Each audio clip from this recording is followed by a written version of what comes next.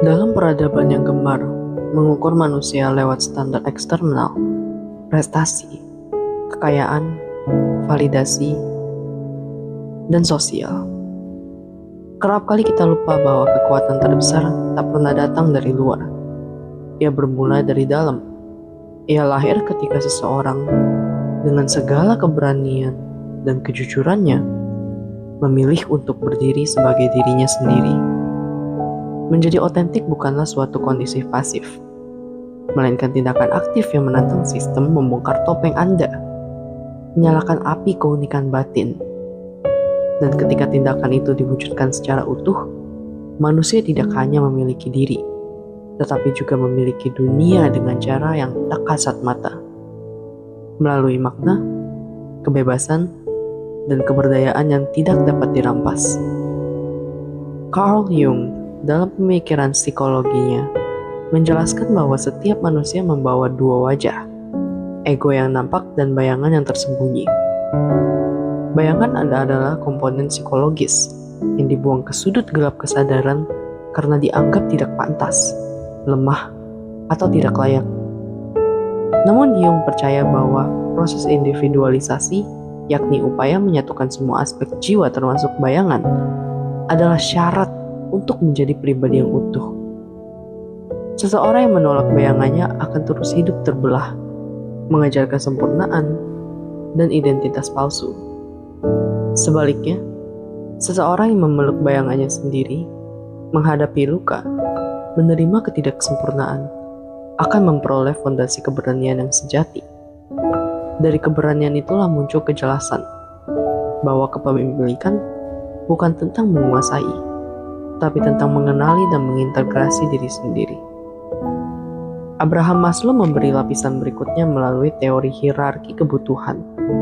Ia menyatakan bahwa aktualisasi diri adalah puncak eksistensi manusia. Ini bukan sekedar pencapaian, melainkan realisasi potensial terdalam.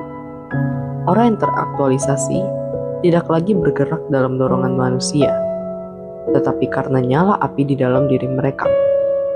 Mereka tidak menciptakan demi dikagumi, tetapi karena mereka tidak bisa mencipta.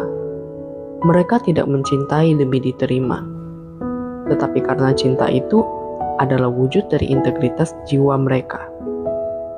Dan dalam aktualisasi itulah segala hal menjadi mungkin, karena segalanya muncul dari tempat yang benar, dari inti diri.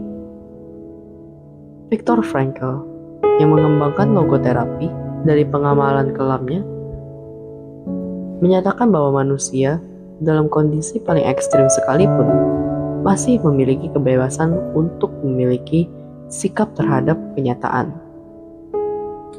Kebebasan ini adalah kekuasaan terdalam yang tak pernah bisa dirampas. Ketika manusia mampu menemukan makna dalam penderitaan, dalam kekosongan, ia tidak hanya bertahan, tetapi berubah. Ia tidak lagi menjadi korban, tetapi menjadi pemilik pengalaman itu sendiri.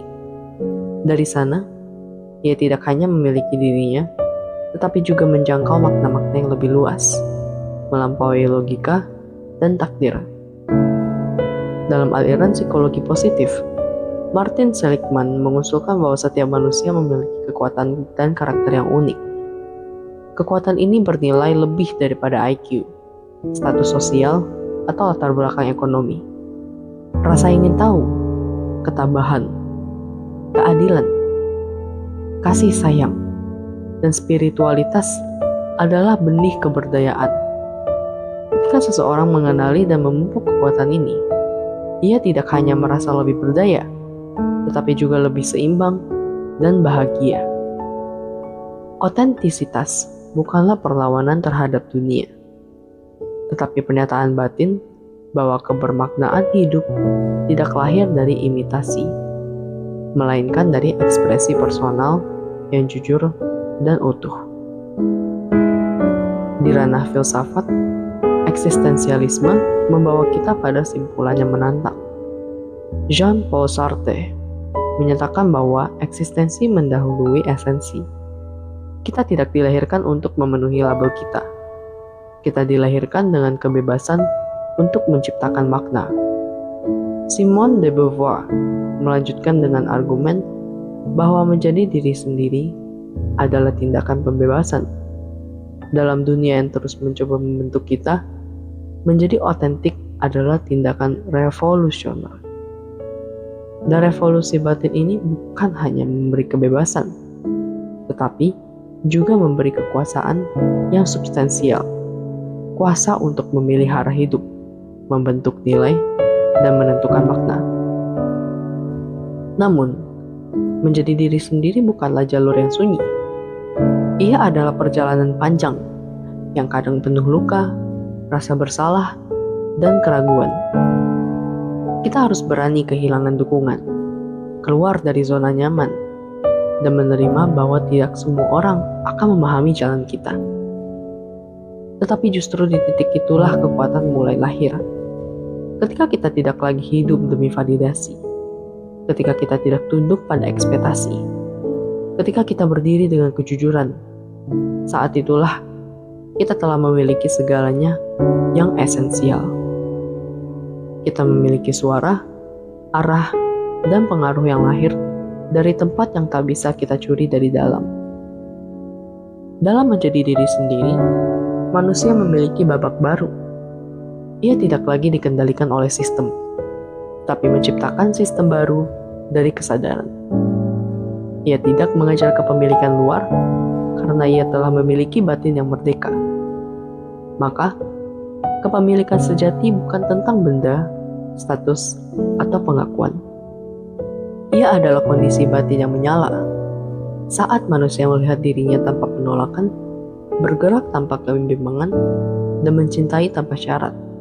Sebab, dalam dunia yang berisik dan penuh ilusi pun, seseorang yang menjadi dirinya sendiri adalah satu-satunya yang benar-benar memiliki segalanya.